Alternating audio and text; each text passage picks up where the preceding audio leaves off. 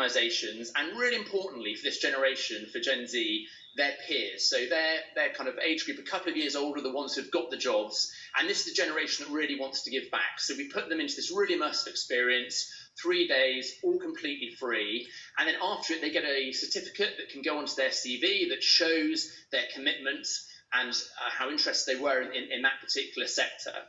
And this is obviously a very, very difficult time. But in every challenging moment, there are obviously opportunities. And the main message we're giving at Bright Network is it's really important for young people to keep a positive mindset. The only thing we know about this virus is that it will pass. And when it does, we want all young people to be as employable as possible. And for companies that are working with you, how have you managed to persuade them to get on board? Because, of course, all companies worldwide right now are trying to deal with one of the worst crises they've ever come across. Absolutely. So at Bright Network, we've got over 300 amazing organisations we work with, and they are really committed to young people. They really want to help these students and upskill them, and they are giving their time, their people, their resources, and they are investing in the future workforce as we build the workforce of tomorrow. And it was just absolutely delightful. The coalition came together so quickly. We've got a load of UK universities involved as well. We've got people like the CBI, Tech UK. Everybody wants to really invest in the next generation of work. So how do you make money, James, if this is free? Yeah, so we're actually investing £100,000 of our own money at Bright Network into this kind of initiative.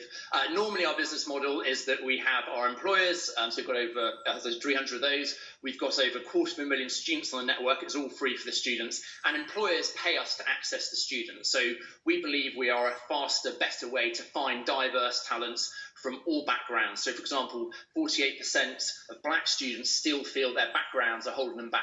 So employers use our network using kind of better data, better technology to get to our students, and that's our business model.